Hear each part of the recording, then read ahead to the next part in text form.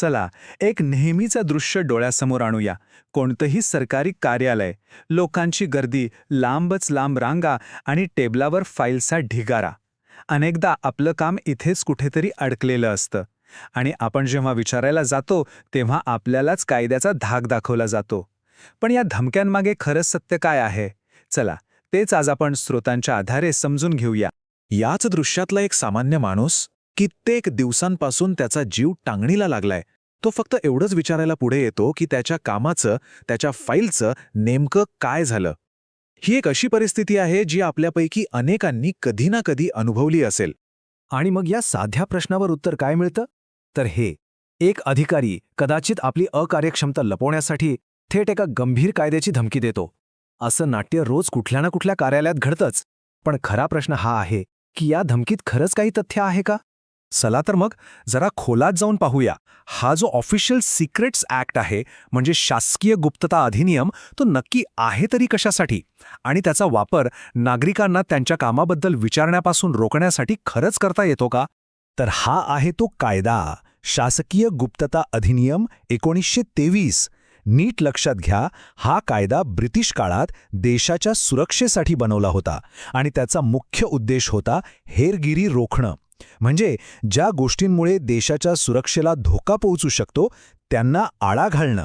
आता हेरगिरी म्हणजे काय हेही समजून घेऊ. सोप्या भाषेत हेरगिरी म्हणजे एका देशाने दुसऱ्या देशाची अत्यंत गुप्त लष्करी किंवा राजकीय माहिती मिळवण्यासाठी गुप्तहेरांचा वापर करणे. आता साधा विचार करा, आपल्या फाईलचं काय झालं हे विचारणे म्हणजे हेरगिरी असू शकते का? नाही, अजिबात नाही. अधिकारी अनेकदा या कायद्यातील एका विशिष्ट शब्दाचा वापर करून धमकी देतात.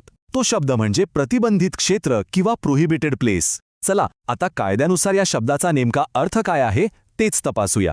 कायद्याच्या कलम 2 नुसार प्रतिबंधित क्षेत्र म्हणजे अत्यंत संवेदनशील जागा, जसं की लष्करी तळ, शस्त्रागार, दारुगोळा बनवण्याचे कारखाने, म्हणजे अशा सगळ्या जागा ज्यांचा थेट संबंध देशाच्या संरक्षणाशी आहे. यादीवरून हे अगदी स्पष्ट होतंय की इथे सामान्य सरकारी कार्यालयांचा उल्लेख नाहीये, तर फक्त देशाच्या सुरक्षेशी जोडलेल्या अतिसंवेदनशील जागांबद्दल बोललं जातंय. तर मग कळीचा मुद्दा हाच आहे की जिथे आपण सगळे आपली कामं घेऊन जातो, जसं की बँक, महानगरपालिका कार्यालय किंवा अगदी पोलीस स्टेशन, या जागा कायद्याच्या व्याख्येत बसतात का? आता ही माहिती अत्यंत महत्त्वाची आहे. हे बघा, हे काही कुणाचं वैयक्तिक मत नाहीये, तर हे आहेत पुणे आणि नागपूर पोलीस आयुक्तांनी काढलेले अधिकृत परिपत्रक. यामध्ये त्यांनी स्वतःच स्पष्ट केलंय की या कायद्याचा गैरवापर थांबवला पाहिजे. ह्या परिपत्रकांमध्ये अगदी स्पष्ट शब्दात काय लिहिलंय?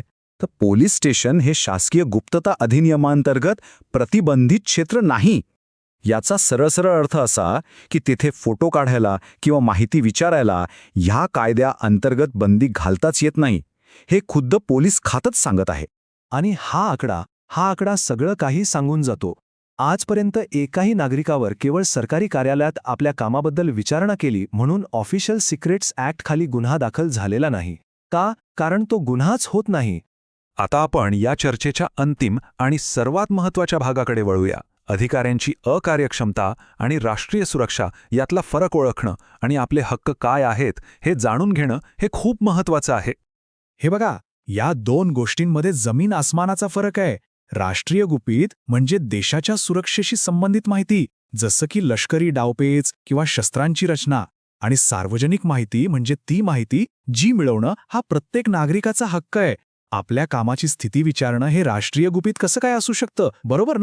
समजा कधी अशा प्रसंगाला सामोरं जावं लागलंच तर घाबरून जाऊ नका. या गोष्टी लक्षात ठेवा. शांतपणे पण ठामपणे आपला हक्क मागा. कायद्याची चुकीची भीती दाखवून कोणी आपल्याला आपल्या हक्कांपासून वंचित ठेवू शकत नाही, हे त्यांनाही कळायला हवं. आणि हे एक वाक्य हे कायम लक्षात ठेवायचं. एखाद्या अधिकाऱ्याचा किंवा कर्मचाऱ्याचा कामचुकारपणा, त्याची अकार्यक्षमता ही काही देशाची गुप्त गोष्ट नाहीये की ज्याला लपवण्यासाठी एवढ्या मोठ्या कायद्याचा आधार घ्यावा लागेल. एक गोष्ट लक्षात ठेवा, पारदर्शकतेची मागणी करणं आणि आपल्या कामाचा जाब विचारणं हा लोकशाहीने आपल्याला दिलेला एक मूलभूत हक्क आहे. आणि आपली अकार्यक्षमता लपवण्यासाठी कायद्याचा गैरवापर करणं हा कोणत्याही अधिकाऱ्याला किंवा कर्मचाऱ्याला मिळालेला विशेषाधिकार नाही. आणि जाता जाता हा एक विचार करण्यासारखा प्रश्न आहे. ऑफिशियल सिक्रेट्स ॲक्ट सारखेच असे आणखी कोणते कायदे असतील ज्यांचा गैरवापर करून सामान्य नागरिकांना त्यांचे हक्क नाकारले जात असतील? यावर नक्की विचार करा आणि जागरूक रहा. या सुंदर आत्मिक प्रवासात माझ्यासोबत केल्याबद्दल तुमचे खूप खूप धन्यवाद. आणि हे ज्ञान आपल्यापर्यंत पोहोचवणाऱ्या ग्रीन रुद्राक्ष चॅरिटेबल ट्रस्टचे पुन्हा एकदा मनपूर्वक आभार. तुमचा दिवस शुभ असो.